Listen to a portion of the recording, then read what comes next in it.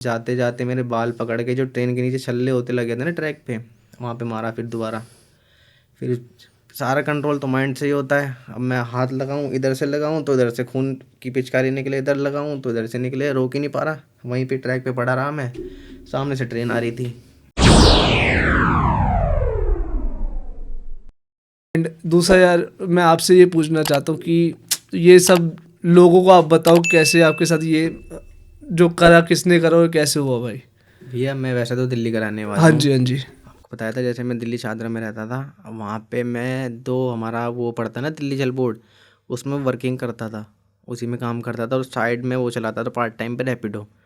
उस टाइम 5 बजे से 5 साढ़े 5 बजे ऑफिस की छुट्टी भी हो जाती है। पर उस दौरान उस दिन बारिश भी हो रही थी। 23 अगस्त को आप गूगल करके भी देखोगे ना, 2024 में बारिश हो रही थी बहुत ज़्यादा। 2024 की बात है? 23 अगस्त की। ओके। और मेरी मदर ने भी मना करा था कि यार जॉब पे मत जा, बारिश भी हो रही है। मेरी सिस्टर ने भी रोका था। पर जो कहते हैं ना, होनी जो होती है अपने आप ले ही जाती है वहाँ पे डायरेक्शन में। और हमारे घर पे जैसे बेड लगा हुआ है ना, उसके जस्ट साइड में मंदिर भी है। उसके ऊपर राम दरबार की फोटो लगी है, वो भी। वो एक दिन पहले एक रात को पापा के सर पे भी गिरी थी। अच्छा। भगवान ने वो तो दे दिया था संदेशा, हाँ। कुछ होने वाला। हम समझे नहीं, हम सोचे ऐसे गिर गई होगी। और जो मूर्ति जब वो गिरी ना, वो उसके जो मंदिर का होता मार्बल का, उसकी चोटी इतनी भारी होती है, 2 लोग मिल के उठाएं तो उठती है वो। जो बड़ा वाला मार्बल का हाँ मंदिर जी, होता हाँ है जी, वो वाला, हाँ जी, हाँ जी, हाँ जी, वो भी गिरा। वो पापा के थोड़ा कोना लगते लगते बच गया था। हाँ जी। तो होनी शायद वो पापा के साथ थी, मेरे ऊपर आ गई, या उन मेरे साथ ही होनी थी। उनको संदेशा दे रहे थे भगवान।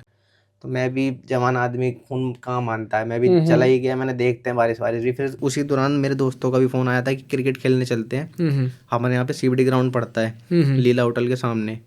तो क्रिकेट खेल के शाम के टाइम में अपने कुछ दोस्तों के पास व्हीकल नहीं थी, उनको छोड़ने भी गया था उनके घर।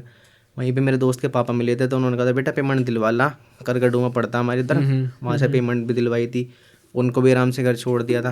फिर सब छोड़ने के बाद हमारे यहाँ पे विवेक विहार रेलवे स्टेशन पड़ता है अंडरपास के नीचे। मैं वहीं से घर जा रहा था, वहाँ से शॉर्टकट भी होता है। तो उसी दौरान मेरे को पानी की प्यास लगी थी। गर्मी इतनी, अगस्त का महीने में गर्मी इतनी होती है। और मैं क्रिकेट भी खेल के आ रहा था, प्यास लगी ही रही थी।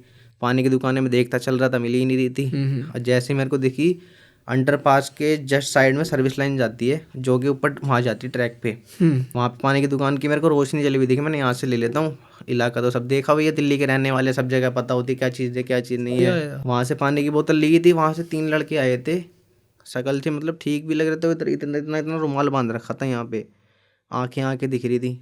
बीच वाला लड़का ने पर्ची दिखाई पहले, मैंने एड्रेस पढ़ा, एड्रेस भी ऐसा था उल जुलूल। या तो उन्हें समझा लूँ या मैं पहले खुद ही समझ लूँ, बताऊँ क्या आंसर क्या दूँ। उन्हें बताया। फिर जो लड़का था ना जिसने पर्ची पहले मेरे हाथ में दी थी, उसी ने ही मेरी जेब में हाथ मारना चालू कर दिया था। और साइड में से ये छोटा सा वो होता है चाकू, इधर रख दिया कि जो है वो दे दे। मैंने भाई मैं पेटीएम चलाता हूँ, कैश रखता नहीं। आज के टाइम में कैश कौन रखता है? छोटी छोटी जगह चले जाओ, गाँव में भी चले जाओ, आजकल पेटीएम है, यूपीआई सब डिजिटल हो चुका है। मैंने इतना भी कही भैया एटीएम तक चल लो, मैं दे दूंगा। कह रहा नहीं हमें तो कैश चाहिए, अभी चाहिए। उन्होंने फिर मैं उनको, जो लड़का था, मैं उन्हें धक्का दे के भागा। अगर मैं सामने की तरफ भी जाता तो मैं अंडरपास से मैं नीचे गिर जाता। मैं जब भी ख़त्म हो जाता, लोडिंग के ट्रक चलते हैं, गाड़ियाँ आती हैं, रुकती ही नहीं, अंडरपास के नीचे सब भगाते हैं। फिर मैंने सोचा जो ट्रैक पड़ता है ना, उसके साइड में हनुमान मंदिर पड़ता है छोटा सा, वहाँ पे लोग पूजा वूजा करने आते हैं, कोई देख लेगा बचा ही लेगा। पर ट्रैक पार कराई, मतलब पहला कदम रखा ही था, उन्होंने सर में लेंटर वाली रोड मारी थी यहाँ पे मेरे। और जो रोड मारी वो भी इतनी मोटी थी जिसमें मकान का पिलर खड़ा करते हैं, वो वाली उन्होंने ऐसी मारी, मैं वहीं पे ही गिर गया। पर उनको जब भी इतना सब्र नहीं, उन्होंने जाते जाते मेरे बाल पकड़ के जो ट्रेन के नीचे छल्ले होते लगे थे ना ट्रैक पे, वहाँ पे मारा फिर दोबारा। फिर सारा कंट्रोल तो माइंड से ही होता है। अब मैं हाथ लगाऊं, इधर से लगाऊं तो इधर से खून की पिचकारी निकले, इधर लगाऊं तो इधर से निकले, रोक ही नहीं पा रहा। वहीं पे ट्रैक पे पड़ा रहा मैं, सामने से ट्रेन आ रही थी। अब मैं, हिम्मत है ही नहीं उठने की, मैं क्या करूं। पीछे जो प्रेशर वाला पाइप होता है, मैंने वो पकड़ लिया, जिससे ट्रेन की वो खिड़की वगैरह साफ करते हैं। अब इतनी पास आ गए, मैंने आंख बंद करके वो पकड़ ली। अब आई ट्रेन, ट्रेन मैं चिल्लाता रहा, वो काटती गई, मैं चिल्लाता रहा, वो काटती गई। तीसरे डब्बे में कट गया था। भाई सो सॉरी, मेरे को बताऊँ पूछते हुए आपसे कि ये स्टोरी बहुत लोगों को हिम्मत मिलेगी भैया, जब मैं इतना कर सकता हूँ लोगों को हिम्मत दे के ही जाऊँगा। बहुत से लोग मोटिवेशन भी होते हैं, कुछ नेगेटिव कमेंट भी करते हैं, मैं उस पर इतना गौर नहीं करता हूँ।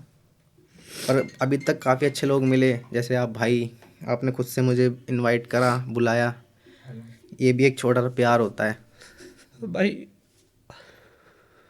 आप मेरे को बता रहे थे कि आप अपने फैमिली के इकलौते लड़के हो। मैं अकेला ही हूँ, वैसे मेरी सिस्टर है 1 साल बड़ी है मेरे से,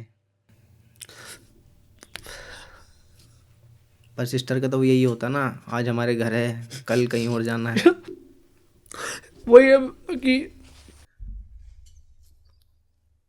आपको अपनी फैमिली भी देखनी है और पापा को भी संभालना है। पापा को संभालना है। वही है ना, जिस टाइम अब उनका घर पे आराम करने की उम्र थी, अब वो डिलीवरी की जॉब कर रहे हैं, कि इनको आराम करना चाहिए था, मैं घर पे बैठा हूँ वो फेस करता हूँ चीज़ें।